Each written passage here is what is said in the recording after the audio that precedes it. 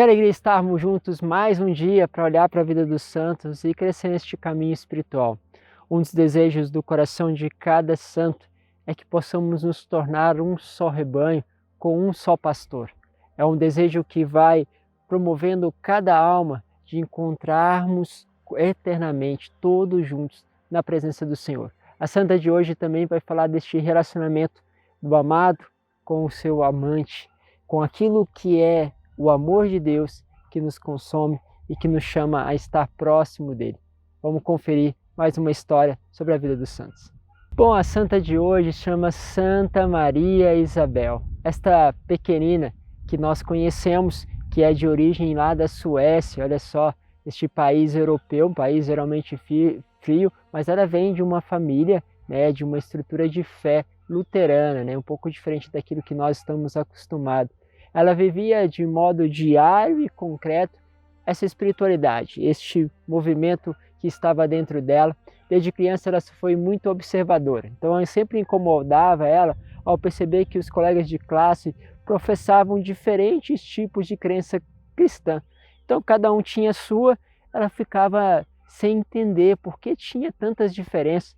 Assim, desde criança ela tinha uma busca por essa verdade. Na sua juventude ela ficava encantada com aquela frase que o Senhor nos deixa, que diz justamente isso, que nós seremos o único rebanho conduzido por Ele, o bom pastor.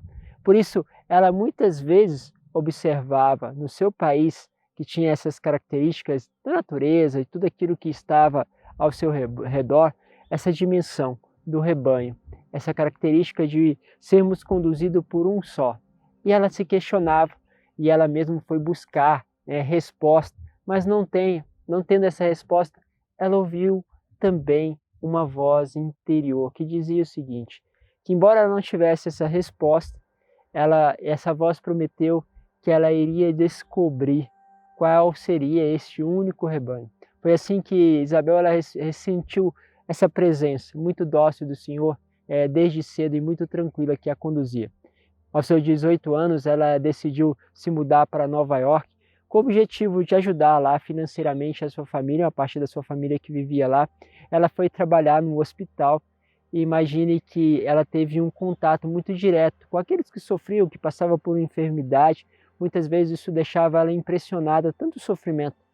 Durante esse período ela buscou, sobretudo, essa proximidade com Deus, que também estava ali enfermo. Imaginem vocês que numa noite, por um certo descuido, ela acabou ficando ali presa dentro do necrotério do hospital.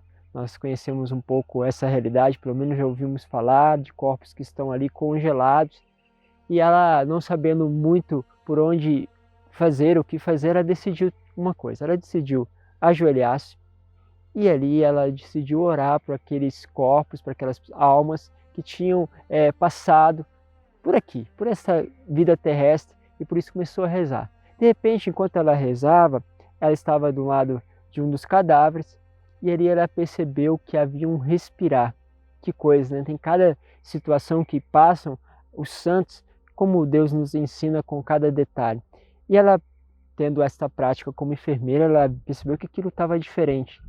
E ela resolveu orar ainda mais por esse cadáver, e ela pegou a sua roupa e começou a colocar sobre ele para tentar aquecer este corpo.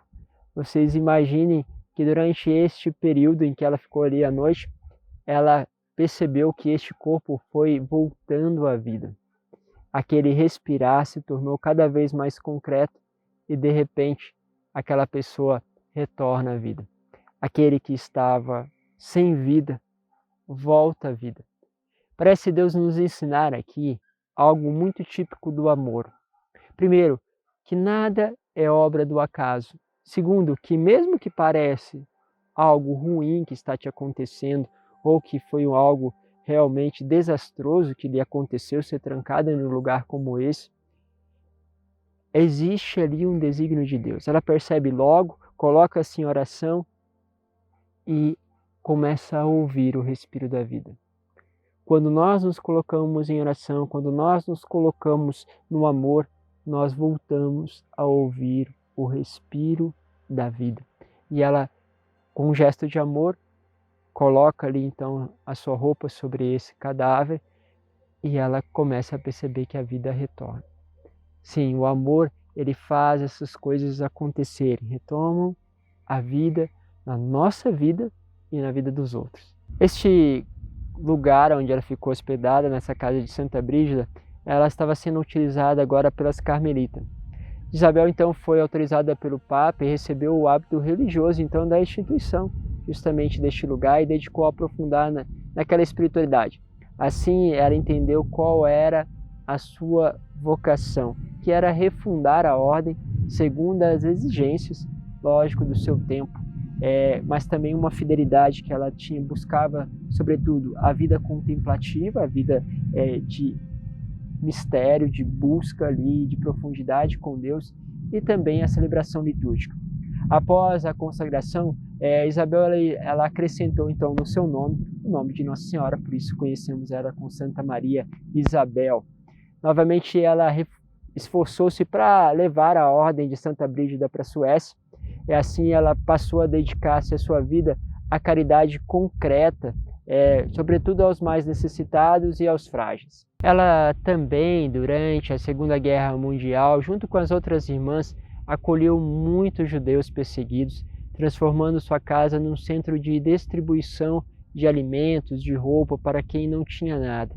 Pense que também isso, de certa forma, aproximava ela dos judeus, aproximava daquele sentido que ela tinha como criança de ver que havia um só rebanho, um só pastor. Assim, Santa Maria Isabel, ela faleceu em Roma em 1957, cansada fisicamente, mas não espiritualmente. Ela foi beatificada durante o grande jubileu do ano 2000 e depois foi canonizada pelo Papa Francisco em 2016, bem recente, então, a sua canonização, uma santa de grande devoção. Maria Isabel, ela escreveu uma oração e deu à sua avó antes de retornar lá aos Estados Unidos, então nós estamos falando aí em 1903. Nessa oração dizia o seguinte: eu vos adoro, grande prodígio do céu, por dar-me o alimento espiritual em vestes terrenas. Vós me consolais nos momentos obscuros, quando se dissipam em mim todas as esperanças. Ao coração de Jesus, junto ao baluastre do altar, estarei unida eternamente por amor, dizia ela.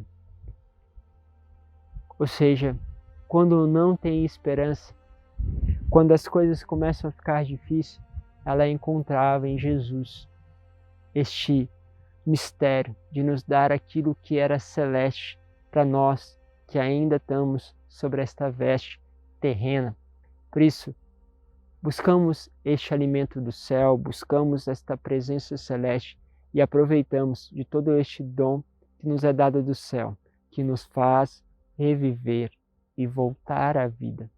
A vida, ela é apenas um suspiro, passa rápido, mas também podemos descobrir o amor apenas em um suspiro. Nada é obra do acaso. Deus vos abençoe, Pai, Filho e Espírito Santo. Amém.